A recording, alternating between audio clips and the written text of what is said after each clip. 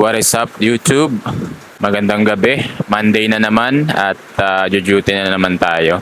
Halos buong August nang umuulan.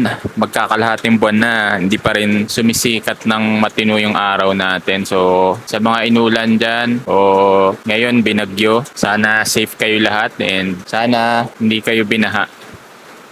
Anyways, didiscuss ko lang ngayon tong another use of power station. Siyempre, hindi lang siya isang way para makatipid ng ating gastos sa kuryente. Pero since ngayon nga, mabagyo, maulan, and mayroong chance na mawalan tayo ng kuryente anytime. Para sa amin na work from home sa mga ganitong panahon, napaka-critical and crucial na magkaroon kami ng source of power kahit na maulan o mabagyo. Bali, ano na ngayon, 8:58 PM. And share ko lang, dahil nga sabi ko sa inyo, mabagyo ngayon, di ba? Share ko lang sa inyo yung aking harvest for the month of August. Grabe, nakakaiyak. Ayan, nung August 1 lang pala pumalo ng 3 digits yung aking solar harvest, which is 109 pesos.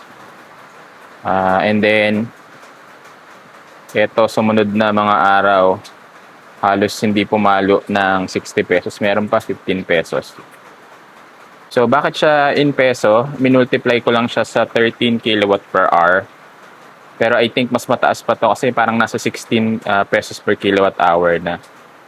Ito kasing EcoFlow, meron tong way para matrack or mamonitor natin yung ating mga harvest or yung harvest ng ating mga solar panel. So, meron siyang daily.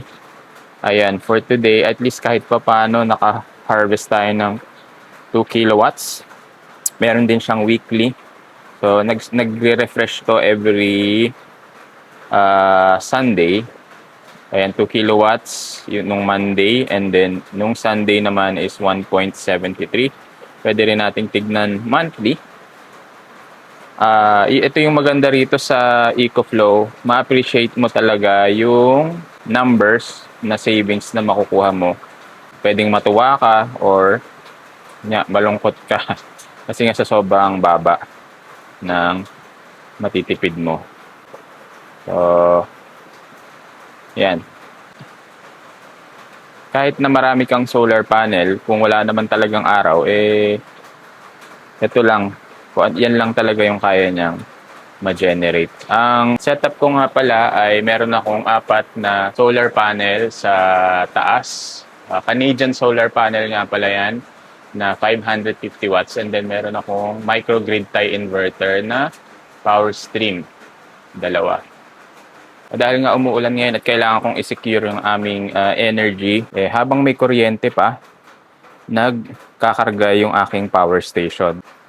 Sinet ko na yung Delta 2 Max ko na mag-charge. Ayan, so kahit gabi ngayon nagcha-charge siya. And ito yung maganda sa EcoFlow, pwede kong i-limit lang sa 300 watts yung aking pag-charge para hindi ganun ka taas yung energy na pumapasok. Ayan siya. Sinet ko siya na mag-charge up to 80%. So in case mag-brown out ngayong gabi, meron kaming 80% ng 2 kilowatt hour battery ng Delta 2 Max.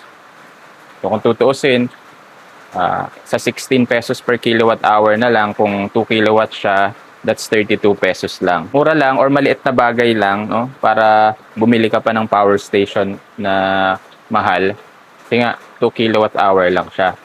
Pero kung titignan mo naman, magkano yung willing ka na bayaran para magkaroon ka ng kuryente habang yung sa paligid mo wala. So, depende na lang kung paano mo siya titignan. Kung worth it ba sa'yo na bumili ng power station. Kasi nga, pag nag-brown out at wala kang stored energy na magagamit, lalo na kung work from home ka, wala, absent ka. Willing ka ba na umabsent or at least magkaroon ka ng way na mag-store ng at least 2 kilowatt hour na energy storage. Kahit sabihin mong straight computation lang siya na 16 pesos per kilowatt hour, 32 pesos lang siya. Kumbaga, mura siya kasi available siya. Pero magkano mo siya bibilin kapag hindi siya available, di ba? Parang malinis na inuming tubig lang yan. Dito sa atin, mura pa rin, affordable, kaya mo siyang bilhin kasi madami.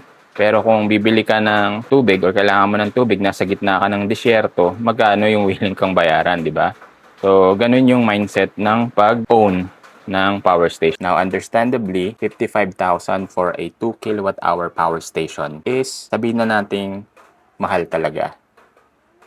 For me, at least for me, talagang kahit na sobrang gustong-gusto ko ng EcoFlow power station with its things that you can do with it, talagang for me, kung ang hanap mo lang naman ay backup power station na may 2 kilowatt hour din, gusto mo lang siya magamit as backup sa pag-work from home mo, may alternative, which is itong isa ko pang power station na ngayon nakakabit siya dito sa aming fridge.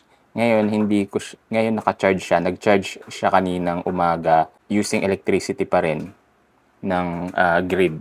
Ayan, nakasaksak lang siya. Hindi ko siya turn off para mag-discharge kasi gusto ko tong magamit, maging standby lang siya in case mawalan ng kuryente. Ngayon, ito full charge to, 2 kilowatt hour to. Alam ko tatagal to ng more than 9 hours dito sa aming fridge. And then pwede rin namin itong magamit sa aming mga workstation. So, ayan, alternative yan. Itong sa akin nga pala is 1,000 watts inverter with 2 kilowatt hour battery backup. More than enough na to para makapag-power ng iyong workstation kahit dalawa pa. Sa amin gamit namin to, dalawa o hanggang 3 laptop, tatagal na yan. Sobrang kunat na yan. Meron ka pa, pwede ka pang mag-electric fan. Kung gusto mong malaman kung ano pa yung mga nagagawa nito, panoorin mo yung mga videos ko before. Ayun lang, kung gusto mo ring bumili nito, meron akong affiliate link. I'm not connected with PowMR or Flowwatt, pero meron akong affiliate link na ilalagay ko dyan sa baba.